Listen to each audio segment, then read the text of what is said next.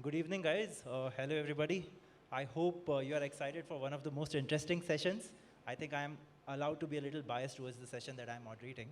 So, welcome. First of all, I want to definitely welcome Saksham and Prakash to this. They bring a wealth of amazing experience across payments, fintech to this panel. We have Saksham here, who is the co-founder of Swift Money, which is a really cool personal wealth management app. I know a lot of you would be already very well integrated into how wealth management works, and we will have some great insights coming in from Saksham's end. And we also have Prakash, who is the senior director for global payments at Flywire, and which is a company which manages global payments and specifically focuses on remittances as well. So welcome Prakash and welcome Saksham. Thank Uh, you. Thank you. Happy to be here. yeah. So, guys, I think the most important thing that we have to acknowledge here is that the world order is changing, and I'm not just talking about Elon Musk taking over Twitter, but it's technology, right? At the end of the day, the way technology is changing the entire landscape, whether it comes to banking, whether it comes to financial services, whether it comes to our day-to-day transactions like commerce, there's a lot which has changed. And what we would love to talk about a little bit and delve deeper into is how our regular transactions and what are the most important trends that have happened across when it comes to the BFSI sector, or rather, which we much more fondly like to call as fintech. So our focus would kind of be a little bit more about that and delve deeper into some of the areas there. As we are all aware, I think the world is resurging from a very global event, the pandemic, and while there's a great sentiment in terms of, from a consumer perspective, in terms of spending, also there is looming this large winter when it comes to the entire recessionary trends that we have seen coming in from Western side. While India has kind of been resistant to it, but I think there's a lot for us to uncover that in terms of what technology is playing a role in this entire setup. So probably, moving over to you, Saksham, first of all. My first question is, want to understand a little bit more about wealth management. So if you look at it this way, wealth management has traditionally been the moat of the wealthy, right? This was being done in small offices with high net worth individuals focusing in terms of how wealth management works.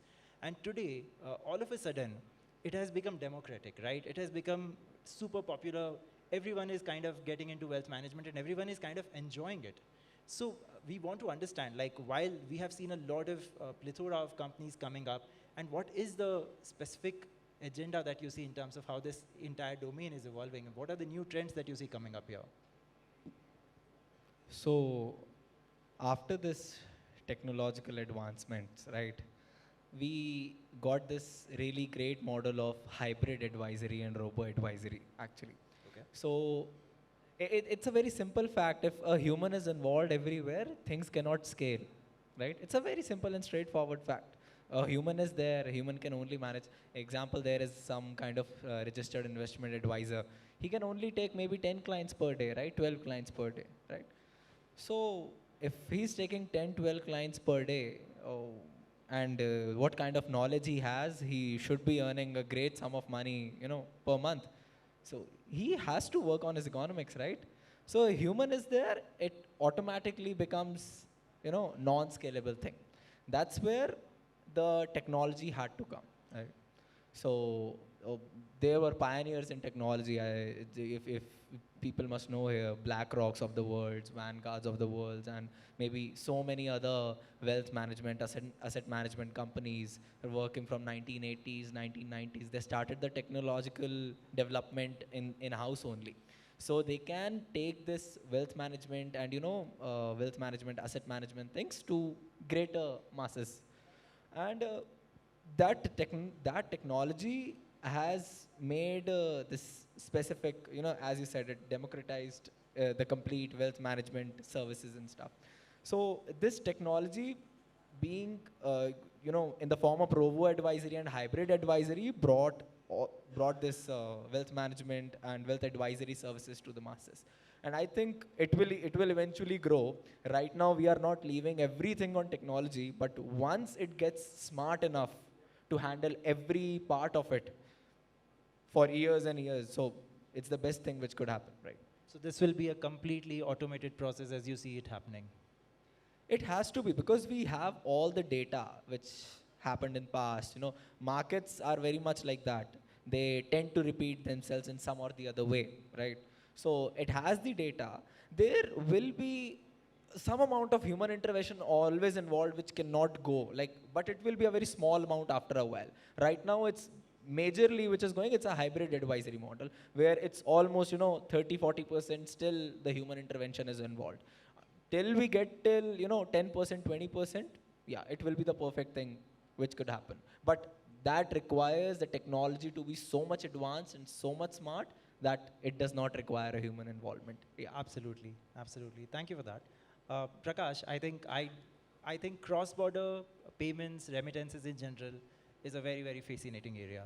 It's been ages that we continue to build on it, innovate on it. And in fact, I think post-pandemic, that has definitely seen a bigger rise across, right? Because borders have become a little bit more porous and people are moving much more money across, whether it is from P2P or it is P2M. When we talk about cross-border, on the other side, while there is a lot of growth, there's also a lot of regulation, right? So one thing that I want to get a sense of is how do you kind of balance growth while also taking care of compliance from this perspective, specifically in India, which is where the regulation landscape is changing significantly fast? It's a very relevant question in our context, Ankur. Uh, just to sort of give an overview of how cross-border remittance, what's the scale of cross-border remittance in India?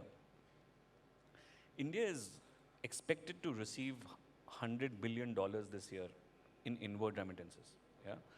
And it's always been in the top 2 or 3 countries in terms of inward remittances. So typically it's China, Philippines, India. These are the typical markets which receive a lot of inbound remittances. Yes. India is also a very significant market for outbound remittances. So there are Indians who are purchasing property abroad. Indians are going abroad to study. People are sending money to their relatives abroad. So there is quite a few transactions, a very large number of transactions which are on the outbound side as well. That's actually roughly about $20 billion. If I take only the current current account transactions, not the capital account transaction. It's typically called liberalized remittance scheme. That's what RBI calls that group of remittances. Now, one of the good things that have happened in the last couple of years and during the pandemic, post the pandemic, is RBI has actually taken a very forward-looking stance in terms of what they want to do with regulations. Remittances the regulations around remittances have typically been very archaic in India, where you have to walk into a bank, fill up a lot of forms, and they might ask you on hundreds of KYC documents. Yeah, that's changing quite a bit. And one of the good things that have happened, which we should probably take cognizance of, is the sandbox approach taken by the Reserve Bank of India. That's actually true. Sandbox has been a game changer across. Yeah. And it might just look innocuous because nothing has been approved in a big way. But the fact is that the sandbox has allowed the regulator and the players in the ecosystem to work very, very closely. Absolutely. Yeah. Now, one of the cohorts was a very interesting cohort was how Indians can invest in NASDAQ. Yeah. And that was a cohort which was proposed by the Reserve Bank of India and approval has been given. Yeah. Now, this forward-looking approach of Reserve Bank of India bodes well, and I would say that every entity in the ecosystem, be it the regulator, the participants, the consumer, we probably need to take note of 3 things. One is the ease of payment will be the single important factor which drives the numbers on cross-border remittances.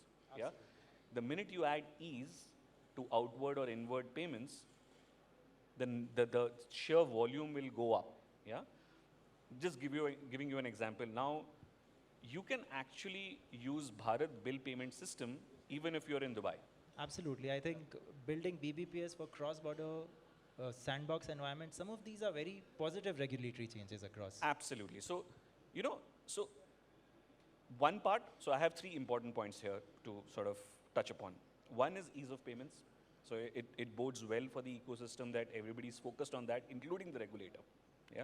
Otherwise, they will not make things like bulk bill payments as, payments from abroad and all of that. So the regulator itself is focused on that. Yes. The second most important bit, which sort of is never given an attention, is how the KYC part of the transaction will happen. Yeah. Now, what happens is when there are fintechs and new entities which start coming into cross-border payments, this is one part which always remains gray. Yeah. And suddenly there is one fintech which has already gone to about $500 million in volume, and suddenly there's an RBI audit, and then business comes to a standstill. Yeah. Now what happens here is, And that endangers actually consumer money as well. it endangers the consumer money, it endangers the ecosystem as well. Yeah, because then RBI becomes more cautious. Yeah. And other regulatory entities become more cautious. Yeah. It's super important for everybody, every participant in the ecosystem to understand that we want to probably club ease of payment with the KYC part, which should be smoother. With a lot of these new areas which are coming up, which is like account aggregator, where you can do a KYC check and somebody can give you an API, all these things need to be used extensively to give comfort to the regulator and all other entities who are monitoring these transactions. Because these transactions are getting reported centrally, right? And that's part of government data. So that's the second part that everybody probably needs to take note of. The third part is, how do you sort of embellish the customer support? Yeah, ease of payment has come, KYC can be done through an API. How do you ensure that if somebody is trying to track a transaction, he's given an answer real time? Yeah, and there are bots which have come, and there are a lot of sort of investments going into this space. But these three elements, when it's sort of working with each other in tandem, we are actually talking about a very robust regulatory environment to do new cross-border business. No, absolutely, and that makes a lot more sense, because the more trade that happens across, the more it kind of helps our economy grow. So Absolutely. I'm sure that the regulator takes a very balanced view when it comes to in terms of how to grow the business while ensuring that there is the comfort or the layer which is built around it.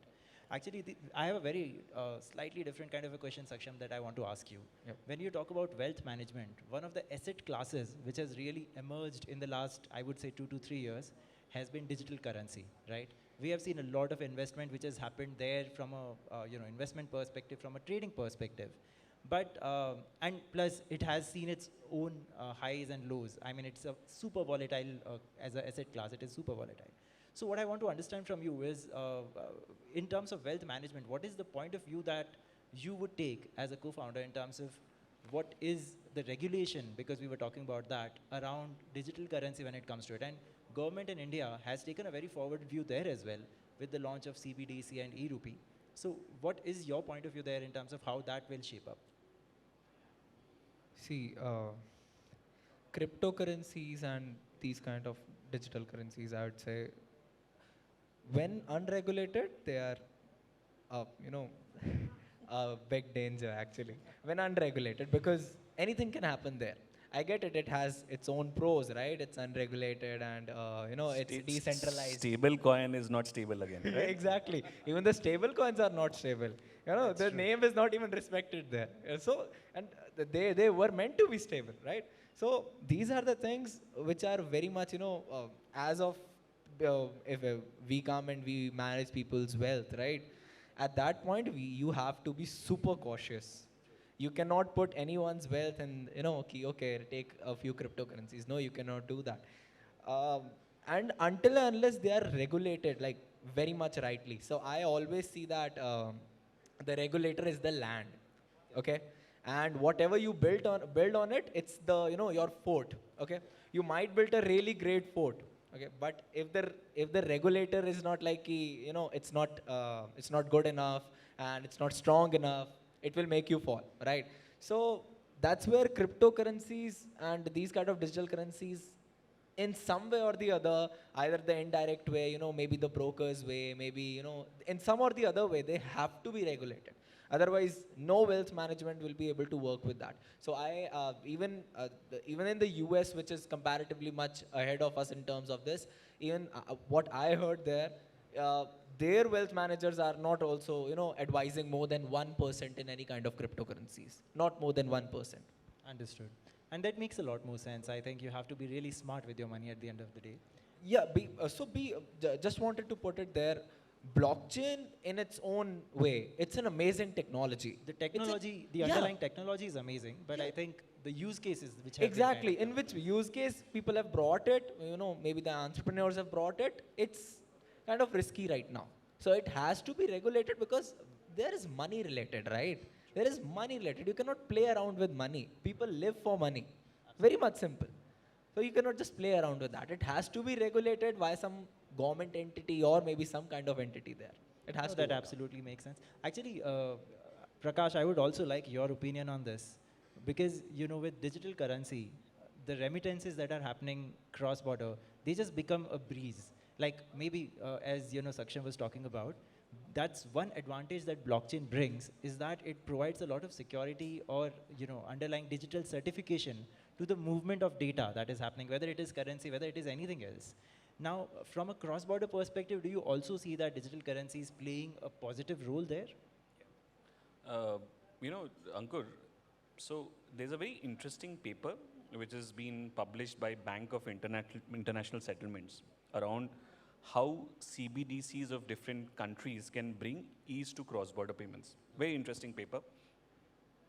Now, at the onset, if you just talk about the efficiencies which can come in to connecting CBDCs and using that distributed ledger technology to move money from one place to another. So some of the ease that will come on the table is the need to have intermediaries within the system comes down. The cost of payments come down. The efficiency around how the information is being passed from one entity to another becomes far more smoother and seamless. These are the advantages which come in. Now what happens is that these are advantages, yeah? And if you see, now, we have CBDC in India, e-yuan is in the test mode. One of the things that came up in conversation when there was a survey which was conducted for 50 regulatory bodies globally, central bank regulators, there is still a little bit of reluctance to go all out on this. One of the other advantages I actually forgot is that even the foreign exchange, fluctuations, the risk around foreign exchange fluctuations can be mitigated by CBDCs, by connecting the CBDCs. No? Exactly. Now, the flip side and why the central banks across the globe are slightly cautious about it is in a lot of ways, there are certain risks attached to it. There's a huge element of cyber risk and frauds happening around CBDCs getting converted into fiat currency. Yeah? Until that cyber security aspect of it is completely solved for, I think that is one of the major risks that will face any digital currency which comes into picture. Absolutely. And what happens is that it's not easy because these things can start interfering with monetary policies of different governments at the same time. Yeah. Now, and the fact is that while everybody accepts the fact that the underlying blockchain technology, the crypto element will sort of ease up cross-border payments because the information gets seamlessly passed from one entity to another, I see a lot of caution around how this is going to progress. Everybody understands that, this is going to be great. For example, it's similar to what Ripple has done, where an next rapid crypto easily passes information from one entity to another. But, when it comes to central bank digital currencies and that being a crypto in the blockchain technology, everybody wants to be very cautious. No, absolutely. And that makes a lot more sense because there are like a very usual thing. There are pros, there are cons. I think the right way is that the implementation that the government and the companies at the end of the day figure out, that is exactly going to be the game changer when it comes to digital currencies. End users' money cannot be in danger, very simply. And when we talk about end users, I think I also want to touch upon some of the consumer payment space because at the end of the day, all of us work to kind of ensure that the consumer has the best experience. One of the things, Saksham, that has emerged in the consumer payment space has been BNPL, buy now, pay later. And I think buy now, pay later has just become so synonymous that you see that happening everywhere, whether it is somebody selling, consumer durables, they are selling services everywhere. It's, X now, Y later. That has just become a moniker, right? So, but I think it has impacted consumer payments significantly. What is your point of view when it comes to, this unstructured lending which has come through? Because also, we continue to talk about regulation as well. And, when it comes to lending, RBI has been very cautious, right? But whereas BNPL has definitely taken the imagination of the people. So how do you see both of these things coming and running parallel? So, as Prakash said, ease of doing payment, how easy it will be, it will directly impact your, everything, right? Maybe they were talking about, the remittances, but I'll talk about even the, e-commerce buying which is happening now. So people, just because it's buy now, pay later, they spend n number of amount, which is not even in their pocket. Very simply put, right? It's not even in their pocket, and Just they, like how credit works at the end yeah, of the day. exactly. And it's, to an extent, it's a really good thing, because what the country's dream is to achieve, maybe 5 trillion economy, 6 trillion economy, whatever the dream is, it cannot happen until everyone has, that kind of money in their hand. They cannot achieve that kind of GDP, that cannot achieve that kind of growth. People, people from tier 3, tier 4 cities, they have to have credit in their hand, and it should be so much accessible, right? And I would say the regulator is doing a really good job on that. Amazing job. NPCI started this UPI buy now pay later, which is capped to 15,000 bucks per month, right? But it's still a good thing, and you don't even need to do a long process of KYC for that. You just have to put your few details, and that's done, right? So 15,000 rupees a month you have ordered, and it's a good amount to start with. So NPCI brought that with UPI buy now pay later, and these kind of things are fastening the credit, the accessibility process. And the best part is about that, when you put that money in users' hand, everyone grows. Everyone grows. But the end problem still remains. How to get that money back? It's still there. You can never overcome that problem. But somehow, I was really happy seeing fintech companies doing in this invoicing on the basis of Right. invoices. They are providing credits, as well as on the basis of their cash flows they are providing credits, and they sign this. As soon as the money comes in bank account, you just have to pay it directly, it gets cut off. So these kind of small things are enabling the whole process to be smoother. But the point you brought, that unstructured credit, I'd say at a point, if you see, it's really important for the economy. It's really important. No, you're absolutely right. One of the biggest changes that BNPL did was kind of bring into fold a lot of new to credit customers Yeah. who were previously not, easily First banked or timers, easily getting a credit line from the existing structures like credit cards or otherwise. I think with the BNPL and fintech apps coming in, that landscape has significantly changed, and that has Exactly. really been impacted. When we talk about consumer side of the business, even in cross-border, Prakash, one of the things which I see will be disruption is real-time remittances like UPI coming into picture.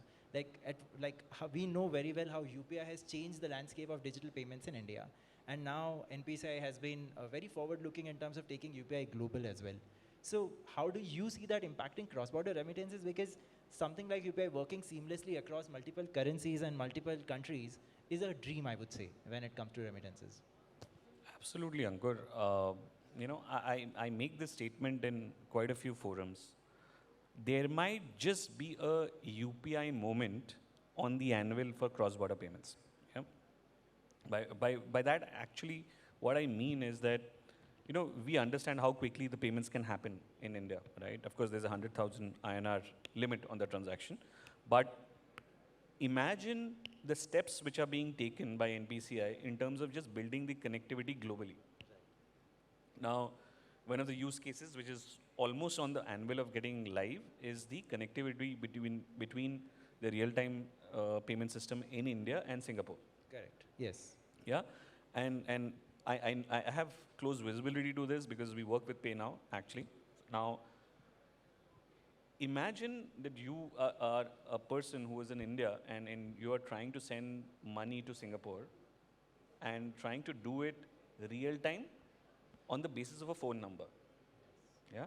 Now that changes a lot of things fundamentally in cross-border payments because typically the journey is that you have to add the beneficiary details, want to ensure that the ABA code is proper, the transit code is proper, all The of that sheer comes into picture. ease of sending money to another person by just remembering the phone number, I think that's revolutionary. Yeah, and that's the good part is I admit that we are still in early days in terms of exploring this, and we want to see how it going.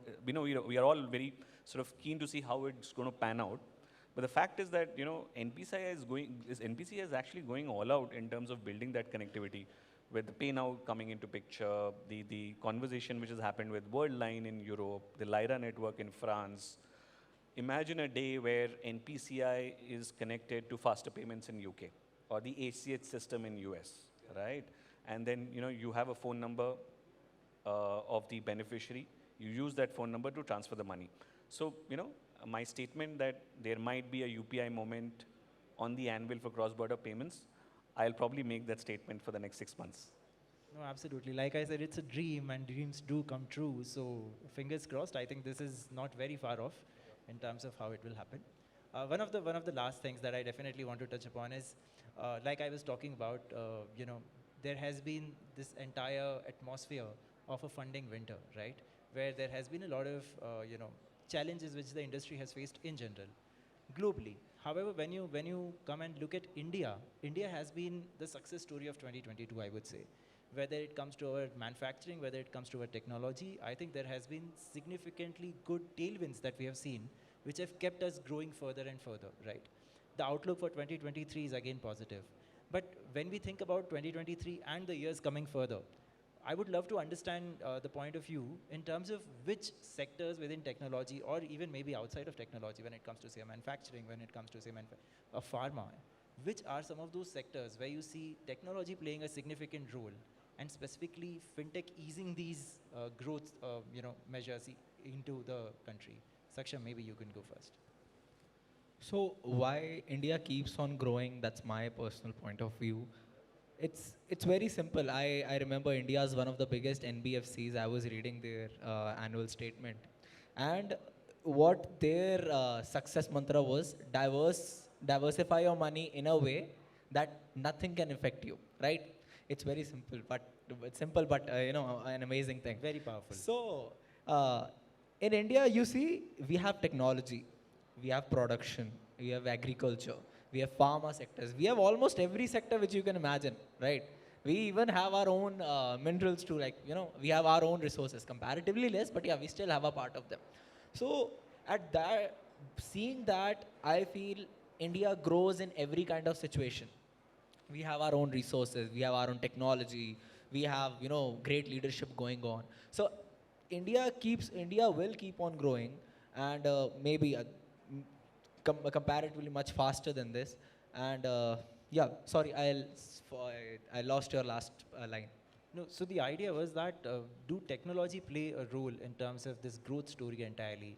Because so far the technology sector in India has seen record number of foreign investments coming in, Yeah. record growth which has happened. In fact, India has exported its technology to other countries now. Yeah. How do you see that impacting us? So I feel in that term, if you see, technology is gonna stay constantly growing at that point. Other sectors will grow, but technology is the one which will make other sectors grow, because technology is something which eases everything, right? It's very simple. It eases everything. Maybe you are running a manufacturing plant. New technology comes. It eases your production. Your productivity gets increased, right? So I feel the sector of technology will keep on growing really fast, and other sectors will be with it growing.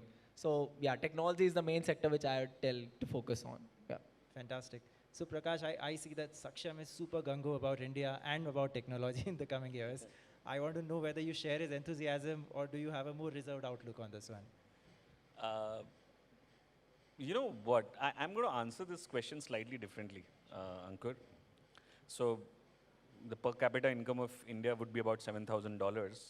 For China, it's about $20,000, right? We have a long way to go. Now, uh, now some of the things that are happening in India are extremely positive. Yeah. Now, and I'll probably touch upon three elements which I feel are things that we can probably look at. You look at the entire banking ecosystem in India. Yeah. 80% of Indians are supposed to have a bank account. Yeah. Now, after JAM happened and all of that happened, right? Now, 38% of that is inactive. Yeah. So what happens is we have we have to start this chain of consumption, and the banking penetration needs to be relevant. Yeah. I think technology can be a huge enabler while doing that. You know, you talk about banking correspondents, somebody having a digital device and getting the penetration done in tier 3, tier 4 areas. I think there's a huge theme around banking penetration, consumption, and jobs and new services coming to fore, thereby creating the momentum that is required. So that's one area. So banking, financial services, insurance, all these are growth enablers, and technology would be the core skeletal around which the penetration can happen, as per me. The second area, which I feel is something that India should probably, India is already encouraged in a big way, and we have 100 unicorns in India. Yeah, Absolutely. We s- 2022 was a great year for India Yeah. from a unicorn perspective, for sure. absolutely. Yeah. And what we sometimes tend to forget, we do talk about funding winters and valuation and all of that. Sometimes we actually forget that these unicorns are creating jobs. Yeah. Now, imagine somebody who has not gotten access to a job 10 years back because these unicorns did not exist and those jobs did not exist then. We sometimes sort of miss this point and miss this theme where we sort of only talk about valuations, EBITDA, funding winters and all of that. But the fact is that this momentum, Make in India, unicorns, all of that is creating jobs which aid in consumption and growth. Yeah. The third thing I feel is a very different sort of a piece, which also needs to be talked about, is what public enterprises can do in India. Yeah. Now, I'm just talking about certain specimens. For example, IRCTC is supposed to be one of the largest manufacturers of bottled water in India. Yeah. Now, imagine the kind of jobs. It has about 9 plants in India, what I understand. Yeah. Yeah. So this is one. I'm just giving you one specimen. LIC, for example, has 65% market share in India. Yeah. But if you ask me today, is it easy to go and pay an LIC premium? No. Yeah. Now, if you see all these public enterprise assets that we have, yeah, whether they can create a momentum in terms of creating jobs, creating new products, yeah, why can't an LIC or an IRCTC be a super app where you can book anything, like a Grab in Singapore or a Gojek in Malaysia, right? Now, so these are three things that, I would probably look at and think that the future is super positive for India. No, I think that's fantastic, Prakash, because I think what you have very correctly put across, and in fact both of you, is that while there's a lot of positive energy that we see for India, but technology obviously plays a great role into it, but outside of technology also, there are so much more disruption, there's so much more growth which is possible for us. And I think technology will only be an enabler in that direction, specifically when it comes to BFSI sector, when it comes to banking, when it comes to fintech, when it comes to overall financial services. As the trends are coming up, whether it is wealth management, whether it is lending, whether it is embedded finance, each of these things have kind of come up in a big way and supplemented the consumer's accessibility to these services. I think it has been a great journey for technology companies in general for this entire setup. And I think in general, I think we're very gung-ho about it. Just to end this, I would like to check if there are any questions that we have.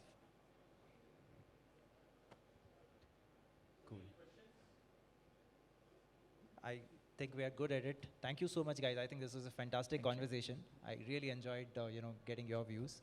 And thanks again. Thank you, Same guys. here, Ankur. Thank you so much. Thanks. Yeah. Bye. Thank you so much.